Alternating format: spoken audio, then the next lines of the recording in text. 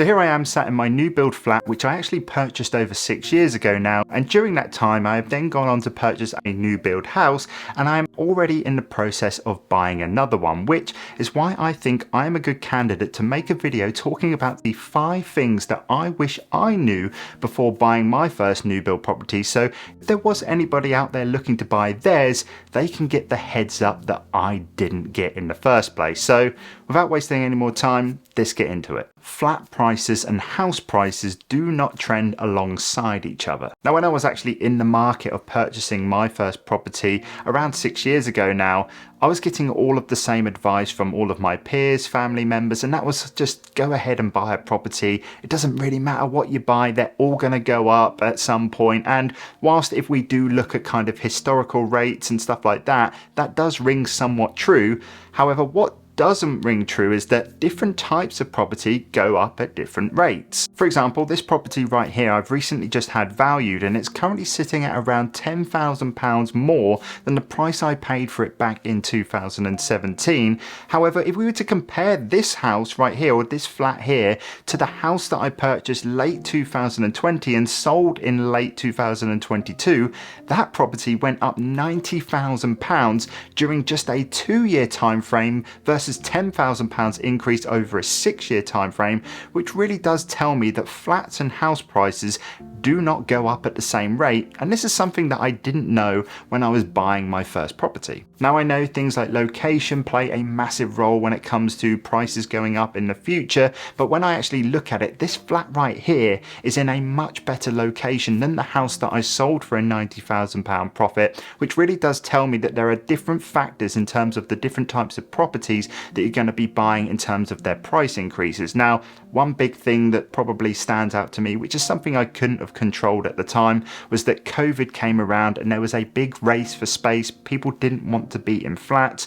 There was talks of offices turning their office buildings into flats because people weren't coming back into work, and there was a low demand for really flats on the market, which probably made the price increases of flats slow down a lot. And I know at the time, when I look back, it's something I could have never really predicted, but looking forward when I'm buying another new build property, is something that I'm definitely going to be taking into consideration. Leasehold and service charges. Okay, so when I moved into this property, I knew that this property was part of a bigger building filled up with lots of other flats, and that I only owned what was within the walls or the boundaries of my actual flat, and that I was going to have to pay a yearly service charge fee for maintenance costs such as cleaning the hallways, the car park, the elevators, the bin store places, and all of those kind of things. I already knew that was going to be the case. However, what I wasn't aware of was how subject to change that yearly service charge fee actually was, and the little regulations around it, allowing the managing agent to literally do whatever they want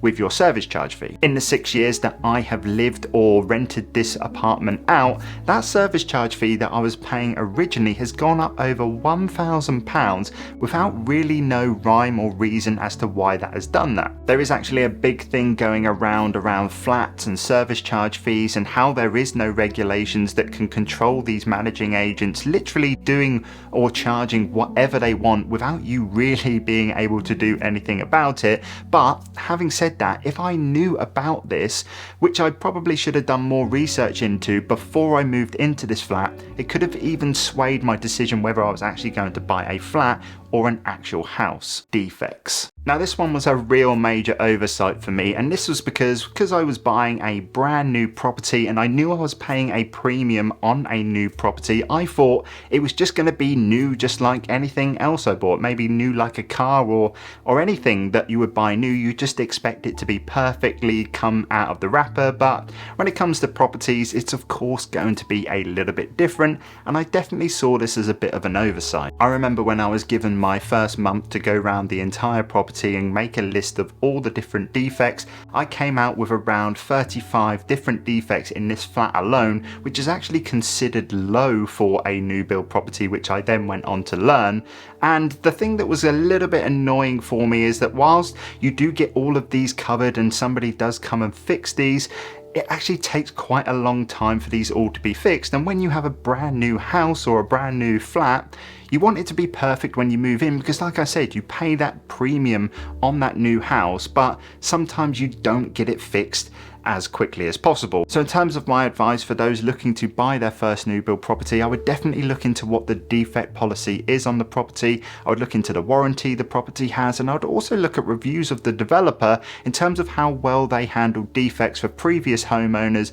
buying properties off them, because it's a really important thing, and it can be really annoying living in a house with defects that you haven't had, especially when you paid that premium. Now, one more other thing that you can definitely do is you can actually hire a company to come out and look for all of the defects in your property, and because they are specialized experts in this area, they're going to be able to give you a report and a much more extensive search than what you would do if you were just looking at it yourself, if you've never had any experience of this before. Number 4 is going to be the way that the property faces. Now, I know what you're thinking. When you're buying a house, of course this is going to be something that's quite important, especially if you want to spend a lot of time in the garden. It's obviously going to be important to know when the sun rises, or where the sun rises, and where it's going to finish and things like that. Especially if you're planning like me, you like a lot of barbecues and things like that. But when it comes to a flat, it's not really something you think about, and it's something I didn't think about, but it actually had quite an effect on the way that I lived in this flat. Now, the reason why this was a bit of an oversight for myself was because that my plot was a corner plot.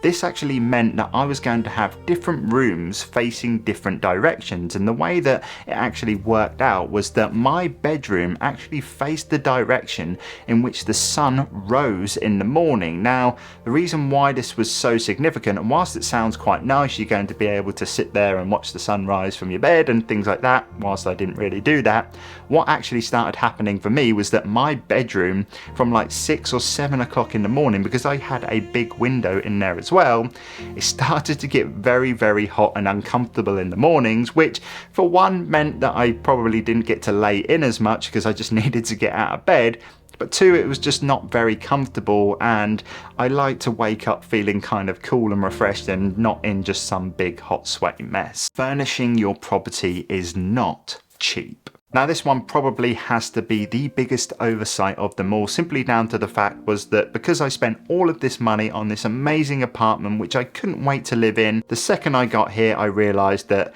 I needed to spend absolutely thousands on the furniture to actually make it livable. And of course, this rule doesn't apply to everybody buying a new build property, but for me, this was my first ever property that I ever bought, so I was moving out from my parents' house into this, which meant I absolutely had nothing to bring with me. I wasn't allowed to take my bed from my parents' house because they wanted it to keep there just in case I wanted to move back or things fell through or anything like that. I literally came here completely empty-handed, and I had to buy absolutely everything, and that is not cheap. But essentially, they are the 5 main oversights that I don't really think I looked into enough when buying my first new build property, and I think that if you're in the market of buying yours, then you should look into every single one of these as well. Now, just a quick side note, I just want to apologize for the lack of content on this channel. As you can probably tell, I've done quite a lot of house moving, and if you are watching this video, you'll probably understand how stressful that can actually be at times, but I am kind of finding myself a little bit more settled down recently, and I'm hoping to get more of a regular posting schedule on the go. But having said that, hope you're all well, and I will see you guys in the next video. Take care.